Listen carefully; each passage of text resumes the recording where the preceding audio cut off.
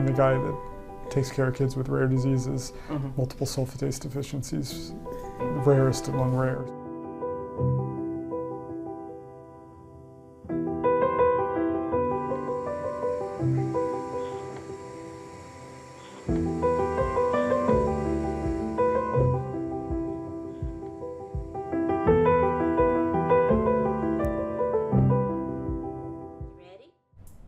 Well, you just saw a preview there of a new documentary premiering at Lynn Meadows Discovery Center.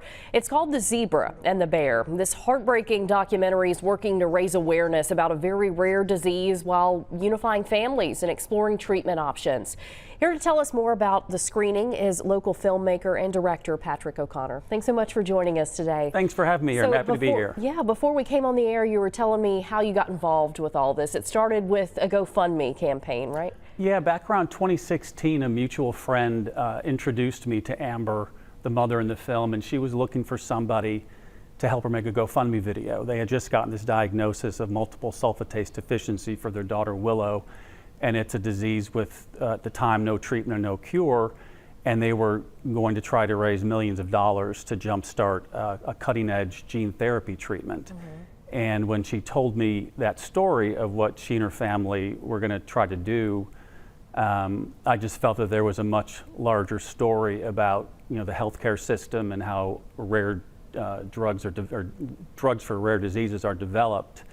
And I asked if they would allow me to make a film about that process, and they said yes. So I shot with them for almost 7 years. Wow, wow. Yeah. And sadly, you said Willow did pass away in October, right? Yeah, she passed away in October. She was 11 years old, and it was rough, but her legacy is going to possibly mean that this disease is going to be curable and treatable based on what Amber did in Willow's life. Right. You said you mentioned gene therapy and maybe treatment options. Have they broken through anything there? Well, the research that Amber was able to push and raise money for over these years was strong enough that the NIH adopted the disease, multiple sulfatase deficiency, into a new program that they have. So they are now pushing forward, getting ready to do a clinical trial, which is where they actually test the treatment, the gene therapy on children. And probably in this coming year, they will start that process and they'll know if it's going to work. Wow. How does this disease affect you? Does it just affect children? Do you know how many people are diagnosed? Well, it's a genetic disease, and once you're diagnosed with it, I mean, Willow was, I think, not quite 2 when she was diagnosed. It's a lysosomal storage disease, so basically the cells in your body are not able to get rid of the trash that they create.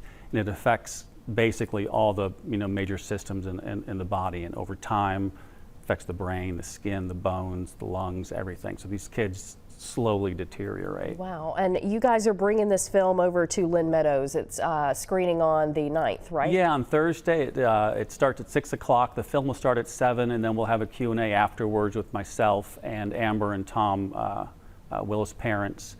And I'm really excited about this because the Lynn Meadows Discovery Center has been very close to this story. They held birthday parties for Willow there. Invited like the scientific community, like the students from the universities did stuff with on the birthday party. So it's going to be a really nice event. Yeah. I mean, last question, what does it feel like for you just to have been a part of this for so long? It's a huge privilege. I mean, to be in a room with this family and these physicians and that little girl, it's been kind of amazing. Yeah, I'm sure you felt like part of the family too. A little bit, yeah, we're close. Yeah, well, we thank you so much for everything you do, and hopefully this film will bring some awareness to this and have a big impact. I appreciate it. Thanks for having me. All right, thank you.